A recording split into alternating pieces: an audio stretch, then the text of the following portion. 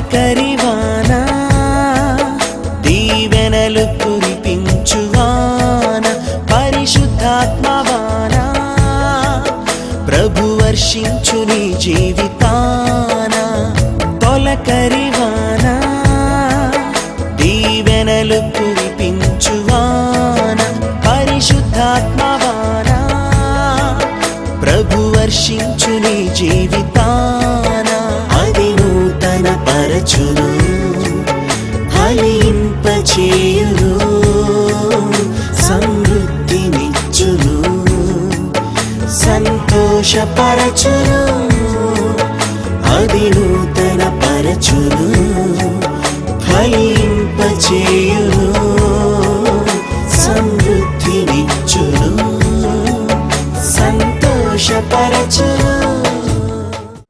ప్రభునందు ప్రియ సహోదరి సహోదరులకు సర్వోన్నతుడును సకల సృష్టికి ఆధారభూతుడును కారణభూతుడైన ప్రభువు యేసుక్రీస్తు పరిశుద్ధ నామమున వందనాలు చెల్లిస్తున్నాను.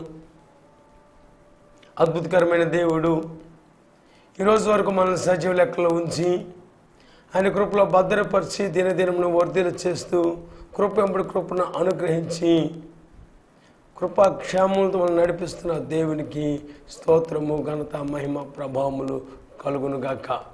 ఆమేన్. ప్రియులరా, ఈరోజు ప్రభు మనతో మాట్లాడాలని ప్రభు కోరుతున్నాడు. ప్రభు దర్శించే కాలాన్ని లేకపోతే ప్రభువు మనలను సంధించే సమయాన్ని తప్పనిసరిగా మనం గుర్తిస్తూ అద్భుతకరమైన సృష్టికర్త దేవుని మనం ఎరిగి ఆయన మార్గంలో జీవించుట ఈ మానవాళికి దేవుడిచ్చిన గొప్ప ధన్యత. తప్పనిసరిగా ఆ ఉన్నతమైన కృపలోనికి మనం ఎదుగుతూ ఆ నిజదేవుని ఎరిగి ఆయనతో ముడిపడి ఆయన నీతి మార్గంలో జీవించుటకు దేవుడు మానవాళిగా మనకిచ్చిన గొప్ప ఆయుష్ పరిమాణము బహుశ్రేష్టమైంది. అందువల్ల దయచేసి ప్రతి ఒక్కరూ ఈ మాటలందు ఈ మనస్సు పెట్టి అర్థం చేసుకుంటూ ఆ లోతైన కృపలో మనం ఎదగాలని ఈ మాటలు నేను మీకు తెలియపరచడానికి ప్రభు ఈ కృపను నాకు అనుగ్రహించారు. ప్రార్థన చేసుకుందాం. ప్రభు మన మనోనేత్రాలు తెరిచి తన ప్రశస్తమైన మాటను అర్థం చేసుకోవడానికి కృప అనుగ్రహించినట్లు సర్వశక్తిమంతుడును అద్వితీయుడకు దేవా, నీ దయావాత్సల్య చొప్పున మీరు మమ్మల్ని ప్రేమించి ఈరోజు వరకు కృపాక్షేమంతో నడిపిస్తున్న తండ్రి నీ వందనాలు చెల్లిస్తున్నాం. ఓ ప్రభు, ప్రత్యేకమైన రీతిలో నీ మాటను మేము ఈరోజు ధ్యానిస్తూ ఉండగా విను ప్రతి ఒక్కరికి విను బుద్ధిని పుట్టించండి, గ్రహించుటకు కృప దయచేయండి. దాన్ని అన్వేషించి ఇది సత్యమని నీ బిడ్డలు ఆ యొక్క వాక్యంలో ముడిపడి ఉండేటకు వారి మనోనేత్రం తెరవమని ప్రార్థన చేస్తున్నాం. ఈ వాక్యముని గ్రహించడానికి ఈ బిడ్డల జీవితాలు వ్యతిరేకించి ప్రతి ఆటంకం ఆచారం యేసు నామంలో గర్దిస్తూ ఉన్నాం. బలహీనను మరుగుపరిచి నీ బిడ్డలకు అవసరమైన మాటలు దయచేయమని యేసు నామంలో వేడుకొంచున్నాము తండ్రి. ఆమేన్. ప్రియులారా, గడిచిన వారము మనం సంధించిన వాక్యం ఏంటంటే యేసు ప్రభువు పరిశుద్ధుడు అనే మాటను మనం ధ్యానిస్తూ వచ్చాం. పరిశుద్ధుడు, కలంకము లేనివాడు, పాపం ఎరిగినవాడు, పాప పరిచయం లేనివాడు, పాప ఆలోచన లేనివాడు, పాపం యొక్క ఇచ్చలు కోరికలు లేనివాడు, ఆ విధంగా పరిశుద్ధంగా జీవించిన వాడు ప్రభువు యేసుక్రీస్తు అని ఆ వాక్యము ద్వారా మన రుజువులను మనం గ్రహించాం. ఈరోజు మరికొన్ని శ్రేష్టమైన విషయం అర్థం చేసుకోవడానికి ప్రభు కృపను అడుగుతాం. యేసుక్రీస్తు ప్రభువు దేవుని యొక్క వ్యక్తిత్వము కోసం కొన్ని విషయాలు మనం ధ్యానిద్దాం. చాలామందికి ప్రశ్న ఏంటంటే, యేసు ప్రభు దేవుడా? మనం ఏ విధంగా తల్లి గర్భంలో పుట్టామో యేసు ప్రభు కూడా తల్లి గర్భం నుంచి పుట్టాడే కదా, ఆయన మనలాంటి సశరీరుడే కదా, ఆయన మనవలి ఈ లోకంలో జీవించాడు అని మనము ఆలోచిస్తూ అదే భావంతో చూస్తాం. ఆ రోజు యేసు ప్రభు జీవిస్తున్న కాలంలో చాలామంది ఏమనుకున్నారంటే, యేసు ప్రభు వడ్లవాని కుమారుడు కాడా, ఆయన యొక్క సహోదరులు మనతో కూడా లేరా, ఆయన బెత్లెహేములో మరియమ్మ గర్భమున పుట్టలేదా అని అనేక మంది ఆ విధంగా యేసు ప్రభుని చిన్న చూపు చూస్తూనే ఒక శరీరంలో ఒక శరీరుడిగా, ఒక బలహీనలో ఒక బలహీనుడిగా, మరొకసారి ఆ యొక్క యూదులు అంటారు ఈయన బెల్జెబూల్ వలన ఈ ఆత్మ ఈ యొక్క దయ్యములను వెళ్ళగొడుతున్నారని. ప్రియులారా, బెల్జెబూల్ వలన దయ్యములను వెళ్ళగొడుతున్నారు. ఆ విధంగా అనేక మంది ప్రజలు ఆ మాటను తప్పి కాని మాటలు పలుకుతూ ఆ యేసు ప్రభు యొక్క దైవత్వం కోసం అర్థం చేసుకోలేని పరిస్థితిని మనం ఇక్కడ గమనిస్తూ ఉన్నాం. యేసు ప్రభు దేవుని కుమారుడు వాస్తవం అర్థం చేసుకున్నాం. మీకు ప్రశ్నలు ఉంటే దయచేసి మీరు ఉత్తరం ద్వారా కానీ ఫోన్ ద్వారా కానీ మనను మీరు మీ యొక్క ప్రశ్నను నివృత్తి చేసుకోవచ్చు. అలా విధంగా మరొక మాట మనం చూస్తున్నాం ఈ రోజున, యేసు ప్రభు యొక్క దైవత్వము. ప్రియులారా, యేసు ప్రభు దేవుని కుమారుడు. దేవుని కుమారుడు ఏమవుతాడు అని గమనిస్తే దేవుని కుమారుడు దేవుడే అవుతాడు. అది ఎలా సాధ్యం అని మనం అనవచ్చు. దేవుని కుమారుడు దేవుడు కాకపోతే ఏమవుతాడు? మరి మనుషుడికి పుట్టినవాడు మనుషుడు అవుతాడు, జంతువుకు పుట్టినది జంతువు అవుతుంది. ఏనుగుకు పుట్టిన పిల్లను చిన్నప్పుడు గున్నయ్యను అంటాం, అది ఎదిగి పెద్ద తల్లిలాగా అయితే దాన్ని ఏనుగు అంటాం. దేవుని కుమారుడు దేవుడే అవుతాడు, కానీ ఆయన కొంతమంది అనేది ఆయన పరిచారకుడు అండి, కేవలం దేవుని కుమారుడే కదా, మనిషి కుమారుడే కదా అని మనం ఆలోచిద్దాం. కానీ ప్రియులారా, యేసు ప్రభు దైవత్వం కోసం తప్పనిసరిగా కొద్ది లోతైన రీతిలో మనం ధ్యానించడం మనకు అవసరం. యేసు ప్రభు ఎవరంటే దేవుని వాక్కు అయిన దేవుడు. ఆది యందు వాక్యము ఉండెను, వాక్యము దేవుని యొద్ద ఉండెను, వాక్యము దేవుడై ఉండెను. ఆది యందు వాక్ అనే శబ్దం ఉంది, ఆ వాక్యము దేవుని యొద్ద ఉంది. ఆ వాక్యమును యోహాను సువార్త 1:1 ఏమని సంబోధిస్తున్నట్టే ఆ వాక్యము అనే ఆయన, వాక్యమే దేవుడై ఉండేనని వాక్యం సెలవిస్తుంది. అంటే దేవుడు పలికిన వాక్ అనే శబ్దము దేవుడు అని ఇక్కడ మనం సంబోధింపబడుతుంది. వాక్ అనే శబ్దము దేవుడు. ఆ దేవుడే, ఆ వాక్ అనే దేవుడే ఈ లోకంలో శరీరధారిగా కృపా సత్య సంపూర్ణుడిగా 33.5 సంవత్సరాలు జీవించి మానవత్వంలో దైవత్వాన్ని రుజువుపరుస్తూ వచ్చిన అద్భుతకరమైన శరీరుడిగా కుమారుడుగా పుట్టినవాడు యేసు ప్రభు రుజువుపరుస్తూ వచ్చారు. కనుక ప్రియుల వాక్యము దేవుడే ఉండెను అని మనము గమనించాం. మరొక మాట ఇక్కడ మనం గమనిస్తే యోహాను సువార్త 1:14 మనం అనుకున్నాం ఏంటంటే, ఆ వాక్యము శరీరధారి అయి కృపా సత్య సంపూర్ణంగా మన మధ్య నివాసం చేసే వాక్ అనే శబ్దము.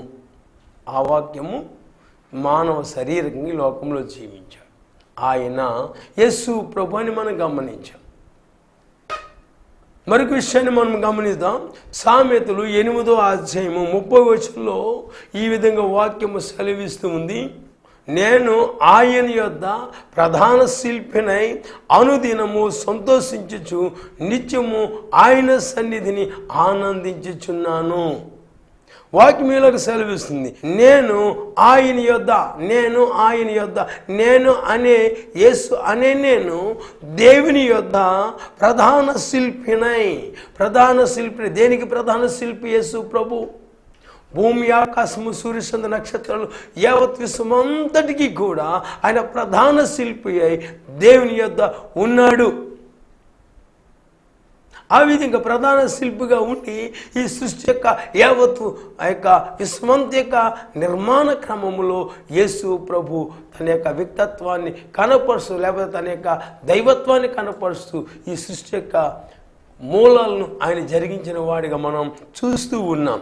కనుక ఆయన యొద్ద ఉండి ఆయన సన్నిధిని ఏం చేస్తున్నాను, దినము కూడా ఆనందిస్తున్నానని. కనుక ప్రియులకి గమనించే విషయం ఏంటంటే, యావత్ విశ్వమంతటికి కూడా ప్రధాన శిల్పి ప్రభు అయిన యేసుక్రీస్తు.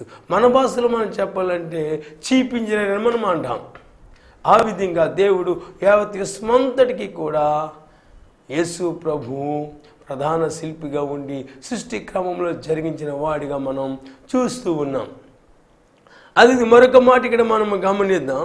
లూకాసు వార్త 1:35 మనము చూస్తే, గనుక పుట్టబోవు శిశువు పరిశుద్ధుడై ఉండి దేవుని కుమారుడు అనబడును. ఒకటి, పుట్టబోవు శిశువు ఎవరు అని దూత చెప్తూ ఉన్నారంటే ఆయన పరిశుద్ధుడు. రెండవది దేవుని కుమారుడు. దేవుని కుమారుడు, దేవుని చేత ఆయన దేవుని యొక్క శక్తి మరియమ్మను కమ్ముకున్నప్పుడు, సర్వవంతుల శక్తి పరిశుద్ధ ఆమెను కమ్ముకున్నప్పుడు పుట్టిన శిశువే ప్రభు అయిన యేసుక్రీస్తు.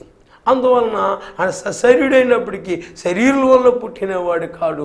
అద్భుతకరమైన దేవుని యొక్క శక్తి వలన ఆమె యొక్క గర్భములో ఆ యొక్క యేసు వాక్ అనే శబ్దము శరీరం అనే రూపాన్ని ధరించి ఈ లోకంలో 33.5 సంవత్సరాలు జీవించడం జరిగింది. కనుక ప్రియులారా, యేసు ప్రభు సశరీరుడుగా ఈ లోకంలో మనలో జీవించాడు. ఫిలిప్పీ పత్రిక 2వ అధ్యాయము 6వ వచనంలో ఈ విధంగా ఒక మాట సెలవు ఇవ్వబడుతూ ఉంది. ఆయన దేవుని స్వరూపము కలిగి ఉండి దేవునితో సమానంగా ఉండుట విడిచిపెట్టకూడని భాగ్యమని ఎంచుకోనలేదు. కానీ ఇక్కడ చూస్తే యేసు ప్రభు అంటే దేవుని స్వరూపము కలిగినవాడు. యేసు ప్రభు దైవత్వమును కలిగినవాడు, దైవ స్వరూపాన్ని కలిగినవాడు, దేవుని యొక్క ప్రతినిధిగా దైవత్వం యొక్క ప్రత్యక్షపరచువాడుగా యేసు ప్రభు ఉన్నాడు. ఇక్కడ మనం గమనిస్తూ ఉన్నాం. కనుక ప్రియులారా, యేసు ప్రభు ఎవరంటే దేవునితో సమానముగా ఉండుట విడిచిపెట్టని కూడని భాగ్యమని, అంటే ఆదిలో దేవునితో సమానముగా ఉన్నాడు. ఆయన దేవునిలో సమాన అనుభూతిని, సమానమైన దైవత్వాన్ని అనుభవిస్తూ దేవదూతల చేత పరిశుద్ధుడు పరిశుద్ధుడు పరిశుద్ధుడని స్తుతింపబడి గణపరచబడుచున్నవాడు ప్రభు అయిన యేసుక్రీస్తు. కనుక ప్రియులారా, ఆ దేవునితో సమానంగా ఉండే భాగ్యం విడిచిపెట్టకూడని భాగ్యం ఎంచుకోనలేదు. కానీ ఆయనను తన్ను తాను తగ్గించుకొని మనుష్య రూపము ధరించి తను తాను రిక్తినిగా చేసుకొని ఒక పరిచారకుడు వల్ల ఈ లోకానికి వచ్చి సర్వలోక మానవులకి విమోచన కొరకు ఆయన ఆ విధంగా త్యాగము చేసిన పరిస్థితి వచ్చి ఉన్నది. కనుక ప్రియులరా, ఇక్కడ వాక్యాన్ని మనం చూస్తే, ఒకటి ఆయన దేవుని స్వరూపం కలిగిన వాడు, రెండోది ఇక్కడ మనం గమనిస్తే దేవునితో సమానముగా ఉండేవాడు. మానవులు మనం దేవునితో సమానంగా ఉండేవాళ్ళము కాదు. మన మానవ స్వరూపాన్ని కలిగిన వారం, మానవిక వ్యక్తిత్వాన్ని కలిగి ఉన్నాం. మానవుని యొక్క జీవితం యొక్క పాపపు విలువలను లేకపోతే పాపపు స్వభావాలను కలిగిన వారమే, పాపములో జీవిస్తున్న వారం మనం. అందువలన మన మనుషులకు పుట్టిన వారము. యేసు ప్రభు దేవునికి పుట్టినవాడు ఆయన. కనుక ప్రియులరా, ఆయన సశరీరుడికి లోకంలో పుట్టాలి కనుక ఒక శరీరిని ఆయన ఉపయోగించుకోవాలి కనుక పరిశుద్ధమైన పాపం ఎరిగిని కన్యకను ఆ దేవుడు ఏర్పాటు చేసుకుని ఆమె యొక్క గర్భము ద్వారా ఆ దేవుని కుమారుడు పుట్టడానికి ఒక గొప్ప అవకాశం ఆమెకు ఇవ్వబడింది. సరే, మంచిది. ఆ విధంగా దేవుడు యేసు ప్రభు దేవునితో సమానముగా ఉండేవాడు అని మనము గమనిస్తున్నాం. మరొక మాట ఇక్కడ మనము గమనిస్తే, ప్రియులరా, యేసు ప్రభు నిరంతరము ఉండేవాడని ఇక్కడ గమనిస్తాం. హెబ్రీ పత్రిక 13వ అధ్యాయం 8వ వచనంలో ఇలాగ వాక్యం సెలవివ్వబడుతుంది. యేసు క్రీస్తు నిన్న నేడు నిరంతరము ఏకరీతిగా ఉన్నవాడు. అవును, యుగ యుగములకును ఒకటే రీతిగా ఉండును. హెబ్రీ పత్రిక 13వ అధ్యాయం 8వ వచనం, నిన్న నేడు నిరంతరము ఏకరీతిగా ఉండేవాడు ఆయన. ఆయన మార్పు లేని దేవుడు. మనం నిన్న ఉన్నాము, నేడు ఉన్నాము, రేపేమవుతాం మనకు తెలియదు. నిన్న నేడు నిరంతరము అంటే నిత్యము ఉండేవాడు. ఆ నిరంతరం ఉండే మాటకు ఇక దానికి ముగింపు అనేది లేదు. యుగ యుగములు, శాశ్వతము నుండి శాశ్వతం వరకు, నిత్యత్వం నుండి నిత్యత్వం వరకు కూడా యుగ యుగములు ఉండేవాడు. నీవు నేను మన యుగ యుగములు ఉండేవారము కాదు. ఒకరోజు పుట్టాం, తారీఖు ఉంది. ఒకరోజు చనిపోతాం, ముగింపు తారీఖు ఉంది. జననము మరణము. యేసు ప్రభు జనన మరణముల మధ్యలో ఆయన ఇమర్చబడి లేడు. ఆయన నిన్న ఉన్నాడు, నేడు ఉన్నాడు. ఆయన ఒకటే రీతిగా ఉండేవాడు. ఎలా ఉంటాడు? యుగ యుగములు కూడా ఒకటే రీతిగా ఉండేవాడు. ఎందుకంటే దేవుడు అనేవాడు మార్పు లేనివాడు. ఆయన దేవుడు అనేవాడు మరణము లేనివాడు, పుట్టుక లేనివాడు. ఆయన దేవుడు అనేవాడికి ఆయనకి పరిమితి అనేది, లేకపోతే కాల పరిమితి అనేది ఆయనకు లేదు. కనుక ప్రియులరా, దేవునికి వ్యక్తిత్వాన్ని మనం గమనిస్తే ఆయన నిన్న నేడు నిరంతరము ఏకరీతిగా ఉండేవాడు. అదేవిధంగా యేసు ప్రభు కోసం భక్తుడు హెబ్రీ రాసిన గ్రంథకర్త చెప్తూ ఉన్నాడు, ఆయన నిన్న నేడు నిరంతరము ఏకరీతిగా ఉన్నాడు అని. కనుక ప్రియులారా, యేసు ప్రభు యుగ యుగములు కూడా ఒకే రీతిగా ఉండేవాడు. మార్పు లేని దేవుడు ఆయన, మార్పు లేని దేవుడు. యుగ యుగములు ఒకే రీతిగా ఉండేవాడు. మనకి వయో పరిమితి ఉంది, మనం మార్పులు చేస్తూ ఉన్నాం. ఆయన మార్పు చెందేవాడు కాడు. దేవునికి మరణము దేవుని మీద అజమాయిషి చేయడానికి అధికారం లేదు. యేసు ప్రభు చనిపోయి తిరిగి లేచాడు. ప్రకటన 1:18 మనం చూస్తే, నేను మొదటి వాడను, కడపటి వాడను, జీవించేవాడును, మృతుడునైతేనే కానీ యుగ యుగములు సజీవుడినై ఉన్నాను అని వాక్యము స్పష్టంగా తేటతెల్లంగా చెబుతూ ఉంది. నేను మొదటి వాడను, ఇన్ ద బిగినింగ్, ఆదిలో ఉన్నాను, మొదటిలో ఉన్నాను. కడపటి వాడను అంటే దాని యొక్క భావం ఏంటంటే ఆది లేదు, అంతము లేదు. ఆది ఆయనే, మొదట కూడా ఆయనే, చివరి ఆయనే. ఆయన కడపటి వాడు కూడా ఆయనే. ఇంకా వారెన్నింటి మీద ఉన్నాడు, మధ్య ఉన్నాడు. ఇక దానికి ముగింపు అనేది లేదు అని మనము ఈ మాట ద్వారా గమనిస్తూ ఉన్నాం. కనుక ప్రియులరా, ఇక్కడ ఆలోచించే విషయం ఏంటంటే, నేను మొదటి వాడును. ఖచ్చితంగా యేసు ప్రభు తన నోటి మాటను చెబుతూ ఉన్నారు. నేను మొదటి వాడను, కడపటి వాడును, జీవించేవాడిని. ఈ లోకంలో 33.5 సంవత్సరాలు జీవించాడు. జీవించిన తర్వాత మృతి నొందాడు. చనిపోయి తిరిగి 3వ దినాన లేచి పరలోక రాజ్యమునకు ఆరోహణమయ్యాడు. కనుక ప్రియులరా, అందువలన సశరీరికి లోకంలో జీవించి చనిపోయి తిరిగి లేచి పరలోక రాజ్యానికి ఆరోహణమయ్యాడు. ఇప్పుడు ఆయన యుగ యుగములు సజీవుడై పరలోక రాజ్యములు ఉన్నాడు. చూస్తారా, ఇదిగో యుగ యుగములు సజీవుడినై ఉన్నాను. యుగ యుగములు, ever lasting to ever lasting. ప్రియులారా, దేవునికి మరణము లేదండి, పుట్టుక లేదండి, మరణము లేదండి. యుగ యుగాలు ఉండేవాడు ఆయన. కనుక ప్రియులారా, మరి ఎందుకు యేసు ప్రభు శరీరధారికి వచ్చాడని మీ ప్రశ్న. అవునా, యేసు ప్రభు శరీరధారి ఎందుకు రావాల్సి వచ్చిందంటే, దేవుడే ఉండి శరీరంలో ఎందుకు శరీరుడిగా పుట్టాడంటే, మనం ఏ విధంగా జీవించాలో, ఏదే విధంగా క్రమమైన రీతిలో మనం నడుచుకోవాలో, ఏ విధంగా దేవునితో మన సత్సంబంధం కలిగి ఉండాలో ఆయన చూపించి నేర్పించి జీవించి ఉన్నాడు. ఆయన జీవించి నేర్పించి ఆ విధంగా మనం నడుచుకోవడానికి తన వ్యక్తిత్వం ద్వారా ఆయన ఒక నీతివంతమైన జీవితానికి లోకానికి బోధించాడు. పాపంని ఎలా జయించగలమో ఆయన బోధించాడు, జీవించాడు. ఏ విధంగా నీతిగా జీవించాలో, పరిశుద్ధంగా జీవించాలో మానవునికి యేసు ప్రభు జీవించి చూపించడానికి ఒక మార్గదర్శిగా వచ్చాడు. అందువలన క్రైస్తవ్యం అనేది మతము కాదు, కానీ పరలోక రాజ్యానికి మార్గం అని మనం తప్పనిసరిగా గమనించాలి. మతం అనేది మనిషి యొక్క మది నుంచి పుట్టింది, కానీ అది మనుషులు కల్పించుకున్న మది నుండి వచ్చింది మతం. కనుక ప్రియులారా, మతం క్రైస్తవ్యము కాదు, క్రైస్తవ్యం మతము కాదు. అది పరలోక రాజ్యానికి మార్గమును చూపిస్తుంది అని మనం తప్పనిసరిగా గమనించాలి. ఎందుకంటే యేసు ప్రభు మత బోధకుడు కాదు, రాజ్య స్థాపకుడు కూడా కాదు, మత స్థాపకుడు కాదు.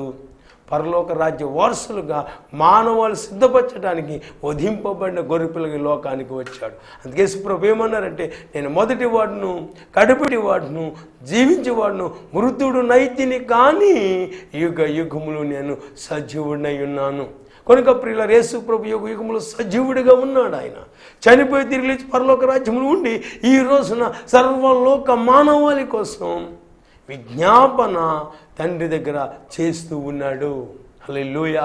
కనుక ప్రియులారా, మనం ఒకసారి గమనించే విషయం, యేసు ప్రభు దేవుడా అంటే కొంతమంది అంగీకరించారు. యేసు ప్రభు ఒక ప్రవక్తని అంగీకరించడానికి ఇష్టపడతారు. మరి కొంతమంది యేసు ప్రభు ప్రధాన యాజకుడు అంటే ఇష్టపడతారు. మరి కొంతమంది యేసు ప్రభు పరిశుద్ధుడు అయి ఉండొచ్చు అని కొంతమంది ఇష్టపడతారు. కానీ యేసు ప్రభు దేవుడు అంటే ఇష్టపడరు చాలామంది. ప్రియులారా, యేసు ప్రభు ఆయన వ్యక్తిత్వం, ఆయన జీవించిన జీవిత విధానం, ఆయన ద్వారా జరిగిన కార్యాలను బట్టి దైవత్వం రుజువుపరచబడుతుందని, ఆ కార్యాలను బట్టి ఆయన దేవుడని మనం తప్పనిసరిగా గుర్తించడానికి ఈ మాటలు నేను మీతో ముచ్చటిస్తూ ఉన్నాను. ప్రియులారా, మరొక వచనం మనం చూద్దాం. యోహాను సువార్త 8వ అధ్యాయము 58వ వచనంలో యేసు ప్రభు ఇలాగ సెలవిస్తూ ఉన్నారు. యేసు, అబ్రహాము పుట్టక మునిపే నేను ఉన్నానని మీతో నిశ్చయముగా చెప్పుచున్నాను. నేను అక్కడ విస్తారమైన యూదులు ఉన్నారు. యేసు ప్రభు వాక్యాన్ని బోధిస్తూ ఉన్నాడు. యేసు ప్రభు అంటున్నారు, మీకు అబ్రహాం మీకు తెలుసా అని అంటున్నారు. నీ యొక్క వయసు కనీసం 50 సంవత్సరాలైనా కాలేదే, అబ్రహాము నువ్వు చూచావా? యేసు ప్రభు అంటుంది ఏంటంటే, అబ్రహాము పుట్టుక మునిపే నేను ఉన్నాను, అబ్రహాము పుట్టుక మునిపే నేను ఉన్నాను అని మీతో నిశ్చయముగా చెప్పుచున్నాను. ప్రియులారా, యేసు ప్రభు శరీరుడిగా రావడము 2000 సంవత్సరాల క్రితం వచ్చాడు. కానీ యేసు ప్రభు ఉండడం అనేది దేవునితో ఉన్నాడు. అందుకే ఆయనకి ఏమని పేరంటే ఉన్నవాడను, నేను ఉన్నవాడను. వాళ్ళు ఆశ్చర్యపోతున్నారు, దైవ దూషణ చేస్తున్నానని వారు ఆ విధంగా తలంచారు. కానీ యేసు ప్రభు దైవ దూషణ చేయట్లేదు, కానీ వాస్తవాన్ని వారితో చెప్తున్నారు. కానీ యూదులు ఆ వాస్తవాన్ని అంగీకరించలేక దేవాలయం నుండి వెళ్ళగొట్టి రాళ్ళు తీసుకొని చంపాలని వారు కోరారు. ఎందుకంటే దేవుని మహిమను యేసు ప్రభు దొంగిలిస్తున్నాడన్న నిందతో, లేక అపవాదం ఆయన మీద మోపుతూ. ప్రియులరా, దేవుడు అనేవాడు యుగ యుగాలు ఉండేవాడు. కనుక యేసు ప్రభు అబ్రహాముకు ముందే తండ్రి యొద్ద వాక్ రూపంలో ఉన్నాడు అని మనము గమనిస్తున్నాం.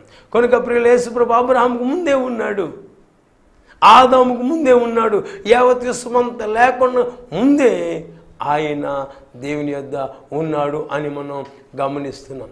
కనుక ప్రియులరా, ఈ వాస్తవాలను దయచేసి అర్థం చేసుకుని మరింత లోతుగా దేవునికి సత్యాన్ని అర్థం చేసుకుని ప్రభు కృపను అడుగుదాం. కనుక ప్రియులరా, మరొక మాట గమనిద్దాం.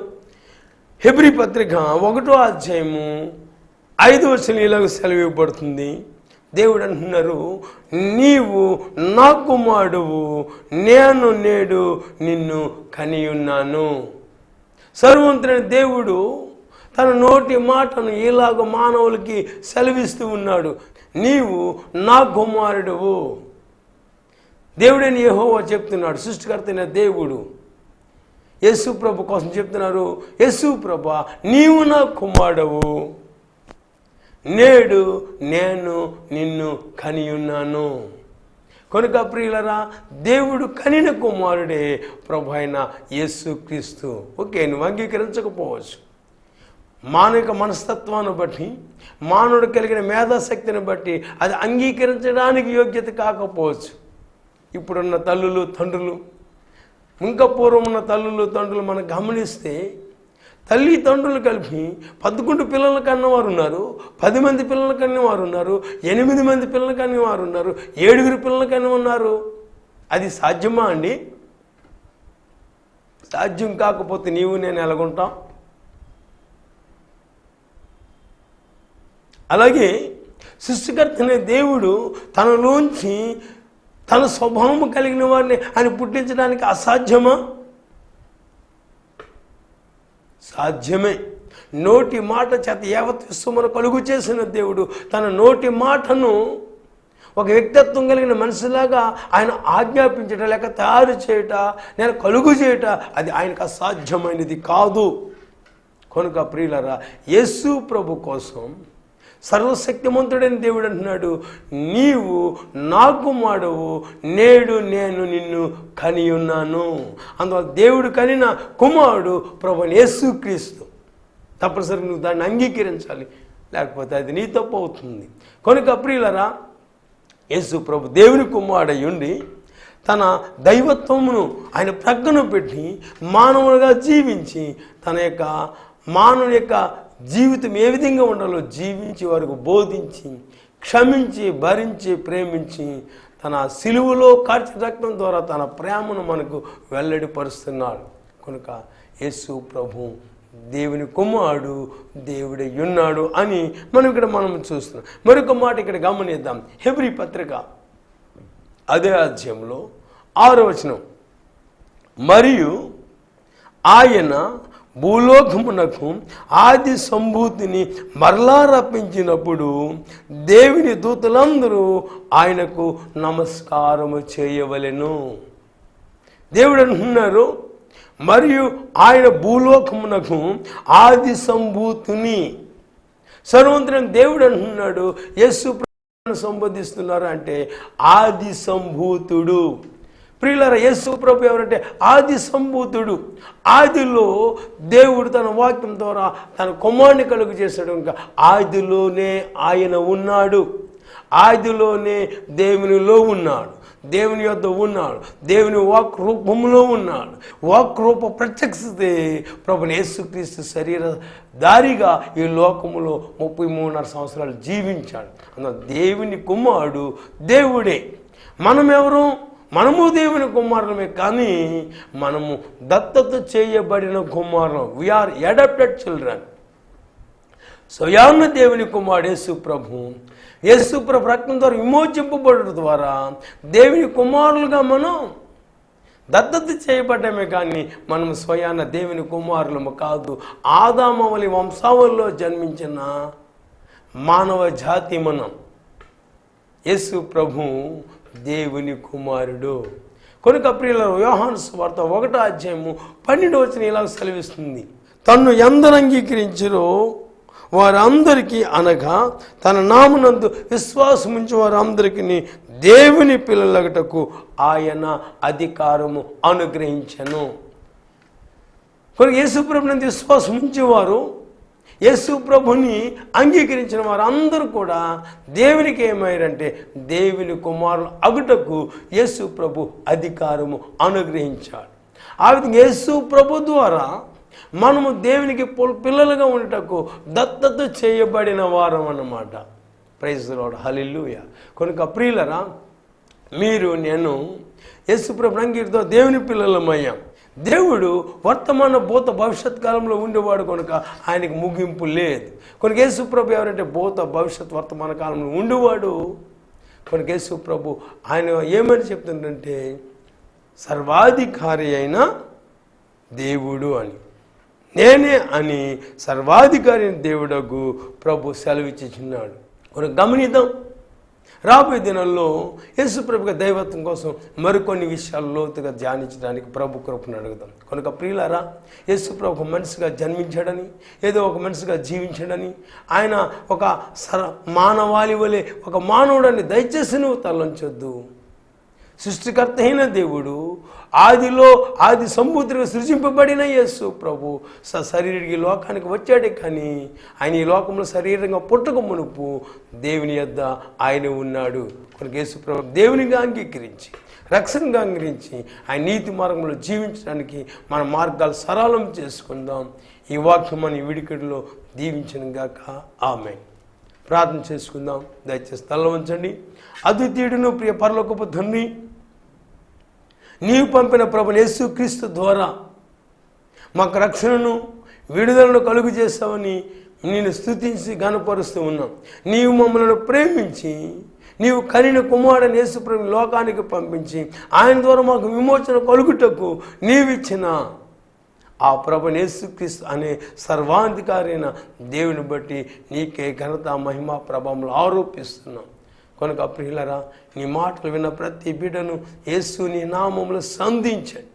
రిదాబా కరియషా కరు ఘోరిదాబా బాబా, ప్రతి బిడ్డకి యేసు నామములో విడుదల వాగ్దానిస్తున్నాం. నీవు నిజమైన దేవుడు అని, నీవే సృష్టికర్త అయిన దేవుడు అని, నీవే సమస్తమునకు ఆధారభూతుడు అని ప్రజలు నమ్మి విశ్వసించినట్లు నీ కృప వారికి దయచేయమని యేసు నామములో ప్రార్థిస్తూ వేడుకొంచున్నాము తండ్రి.